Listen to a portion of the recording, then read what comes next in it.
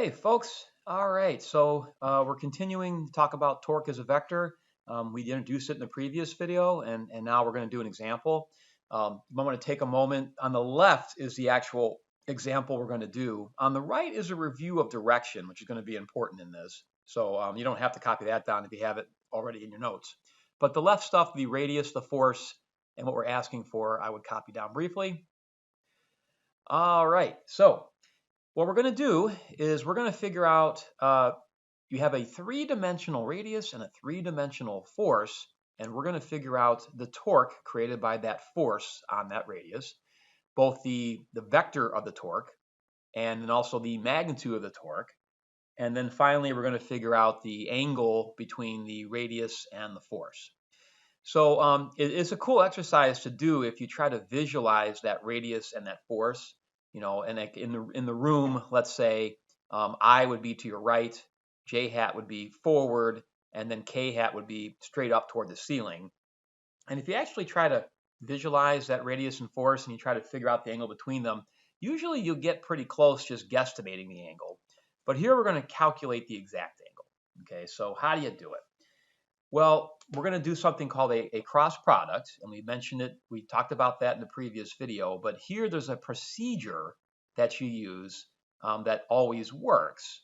And so I'm going to walk you through that procedure, and I'm only going to walk you through it one time. I'm going to do this example very slowly and carefully, and then it's the same procedure no matter what cross product you ever might do in this course or future courses. So in order to find torque, we know the equation for torque, okay, is R cross F. And you do have to go in that order. If you do F cross R, you'll get the right magnitude, but you get the opposite direction. So you want to do R cross F.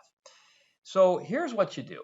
You write your R and your F out in a matrix looking thing. It looks like this. You're going to put your R first and then your F. You're going to have the I component, the J component, and the K component. And you're just going to put your coefficients where in the proper places here. So that's from the initial radius and from the given force. Okay. And you kind of write it like this. Okay. And then, okay, so we're going to start with the I hat direction. Okay. So how do you get the I hat direction? Well, if you do J cross K, you get I, and if you do K cross J, you get negative I. So we're going to do the J's and the K's. So what we do is we take the J and the K row and we put them here. Okay, so we've got J and we've got K. We've got 2, -4, -2, and -3. All right, and that's going to be a positive. And that's because when we do J cross K, we get positive I. Okay, the next one we're going to figure out is the J direction. Okay, so to get J, you do I cross K or K cross I. So we're going to do our I and K columns. So there's I and there's K. We've got a 3 and a 5 that way, and a -4 and a -3 there. Now, the one caveat on this one is when you do I cross K, you get negative J. So we put a minus in front of that one because of that, okay? And then your last one is you're going to have your K, and you do K up here by doing I cross J. So we have I and J, right? And so you just write in the I and J columns. So that would be 3 and 5 in the I column, and 2 and -2 in the J column. And this is positive. When you do I cross J, you get positive K. Okay. And then what you do for each little mini matrix looking thing, you do J cross K, that's positive. You do K cross J, and that's negative. Okay. And you just multiply it. And you do that for each part of this. So in the I direction, you do 2 times -3, that's -6, and then minus -4 times -2, which is 8, and that's in the I direction. Then we have this minus sitting out front. You do the same thing here. You do plus and you do minus. So 3 times -3 is -9. and then minus, and then negative 4 times 5 is negative 20. That's going to be your J component, and then plus, and your K component, same thing. You do this way positive and this way negative. So you got 3 times negative 2 is negative 6, and then minus, and then 2 times 5 is 10, and that's going to be your K hat direction, okay? And then you write this out as negative 14I. This becomes, let's see, 11, and there's a minus out front, minus 11J, and then this is minus 16K, and that would be torque, so it's Newton meters. Okay, so that is your torque vector, which is an actual arrow that points in that direction. Okay, now a quick note here, I'll have students ask me the following question. They'll say, well, why can't Mr. Mashar here, why can't I put a plus, and then why can't I do a K and an I like that? Okay, and then this one would be negative and this one would be positive. And my answer is yes, you could do that. It would be exactly the same result.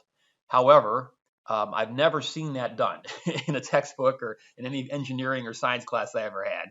So people just do it this way because they know that the minus is there, because they know when you do I cross K, you get a negative J. I would suggest you do it that way just because that's customary and accepted. Okay.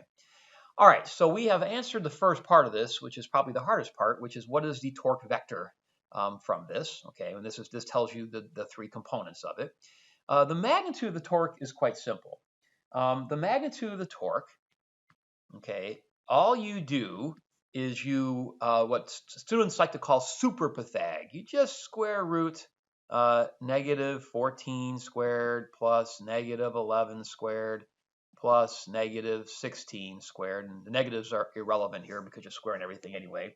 And you're going to get the square root of about, I think it's 573 is what my calculator spit out. And I don't even know what that is. I didn't work it out, but it's a number. So that's the magnitude of the torque in Newton meters. Now the final thing we asked for, okay, so we got that. The final thing we asked for was the angle, okay. So we know that for cross product, R cross F, which is that, is equal to the magnitude of R times the magnitude of F times sine of the angle between them. All right, so this left side is root 573. Okay, the magnitude of R, okay, so our radius had components 3, 2, and negative 4. So this would be 3 squared plus 2 squared plus negative 4 squared. Again, the negative is irrelevant.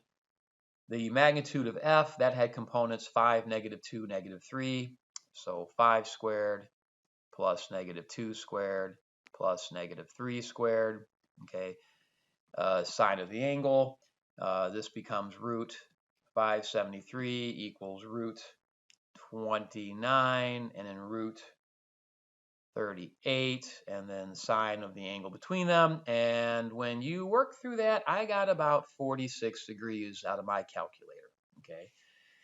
So now I'm going to do a second example here. It's really short in a sec, but what this is an example of any vector, including a 3D vector. How would you do cross product to answer this question, to figure out what's the torque vector, the magnitude of the torque, and then what's the angle between that radius and that force. Okay. Now, the other example I want to do is I want to just repeat this example up here using this process. Okay. Now we already know the answer. We did an R, we did an F, and we figured out that the torque was negative 25.7 K hat Newton meters. Okay. So I'm just going to rewrite that. So our radius was 6.43 I. So I'll do this right here. The radius is 6.43 I hat plus, and I believe it was 7.66 J hat meters. Okay, so let me make sure of that.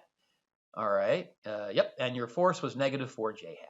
Okay, so our force was negative 4 J hat. And these are both vectors, okay?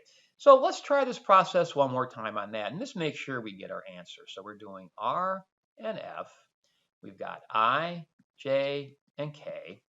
For the radius, it's 6.43, 7.66, and 0.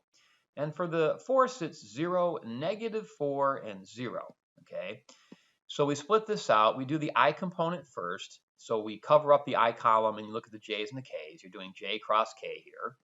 Okay, so you've got 7.66 and 0 and -4 and 0. That's your I component, and then minus your J component, which is I cross K. So you have your 6.43 and 0 there, and then 0 and 0 here, and that would be your J component, and then plus, and then to get your K component, you do I cross J, which is 6.43, 7.66, 0, and -4. And for each of these, you go that way with your plus and that way with your minus for all three of those, okay? So the torque, okay, is in the I direction. Well, it's 0 minus 0.